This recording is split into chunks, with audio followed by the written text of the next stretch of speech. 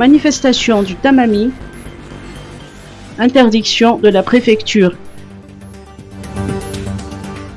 La manifestation du parti politique Tamami, qui devrait se tenir devant la Bibliothèque nationale d'Anoussi samedi prochain, n'est pas autorisée par la préfecture de police. Une réunion de l'organe mixte opérationnel OMC, dirigée par le préfet de police, le général Angelo Ravelnarive, a eu lieu ce matin pour examiner la situation sécuritaire du moment. La préfecture de police a rejeté la demande d'autorisation de manifester déposée par le parti Tamami pour 3 raisons. L'absence d'autorisation préalable d'occupation des lieux émanant de la commune urbaine d'Antananarive, la prévalence de l'état d'urgence sanitaire sur l'étendue du territoire malgache et enfin l'objet de la manifestation lié à la ségrégation sociale qui est un facteur susceptible de perturber l'ordre public. Le préfet de police a averti que les forces de l'ordre prendront les dispositions conséquentes à toute tentative de manifestation non autorisée. Coronavirus, 2 décès et 46 nouveaux cas. Madagascar compte 2 nouveaux décès liés au coronavirus localisés à Mbatondrazak et à Matsiachamboundi, ce qui porte à 230 le nombre de patients qui ont succombé à ce virus. En 24 heures, 46 nouveaux cas ont été enregistrés, dont 6 à Nalamang, 1 à Rivumam dans la région Itas, 1 à Moramang et 8 à Mbatondrazak dans la région Alochamangour, 1 à Matsiachamboundi, 1 à Nwushta dans la région Mourmani, 2 à Yurumbe, 2 à Tsimodjevan, 4 à Anous, 3 à Bouendi, 1 à Sambav et 1 à Andab dans la région Sava, 15 à Atranana, 1 dans la région Diana.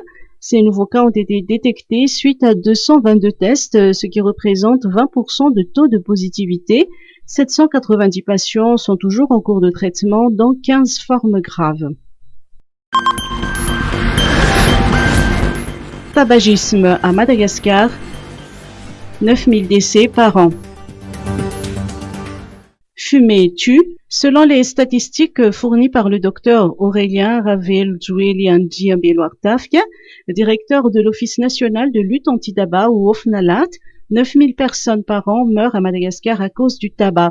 À cela s'ajoute le fait que le tabagisme constitue un frein au développement économique car il réduit considérablement le PIB de 5%. Le docteur a également ajouté que fumer peut exposer une personne au Covid-19 et les fumeurs sont susceptibles de contracter une forme sévère.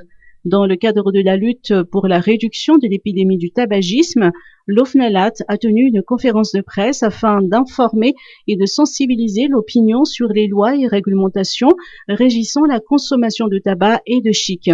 Le directeur de l'OFNALAT a cité comme exemple l'interdiction de toute forme de commerce illicite de produits de tabac, l'interdiction de fumer dans les lieux de travail publics et transports publics, l'importance du conditionnement et de l'étiquetage des produits du tabac en vente sur le marché qui doivent comporter des messages et images d'avertissement sanitaire. Toute forme d'infraction aux réglementations en vigueur sont punies soit de peine d'amende, soit de sanctions administratives.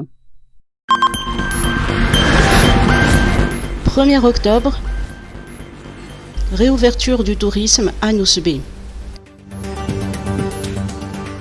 Cette journée est à marquer d'une pierre blanche pour le secteur tourisme à Nousbé, un vol inaugural marquant le retour des vols internationaux et la réouverture du tourisme à l'international a été programmée pour ce 1er octobre, conformément à la promesse du président de la République. Les touristes et des passagers rapatriés ont voyagé pour ce premier vol assuré par la compagnie aérienne Ethiopian Airlines au départ d'Addis Abeba. Afin d'éviter des cas importés de coronavirus, les autorités locales ont renforcé les mesures sanitaires. Outre les gestes barrières classiques et la prise en charge à l'arrivée, les passagers doivent obligatoirement être joints par téléphone ou par d'autres moyens de communication pendant la durée de leur séjour à Madagascar. L'objectif est d'assurer leur suivi sanitaire.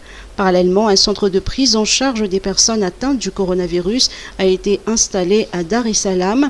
Il est prévu accueillir les passagers qui rencontreront éventuellement des problèmes de santé liés au virus lors de leur séjour à Nousbé. Une forte délégation conduite par le ministre du Tourisme, Joël Randimandjard, s'est rendue sur place pour s'assurer de la fonctionnalité du centre. Par ailleurs, le ministère de tutelle se prépare également à reprendre les liaisons maritimes au départ ou à l'arrivée de Nousbé. Des tunnels désinfectants et des marquages au sol ont été mis en place au niveau du port.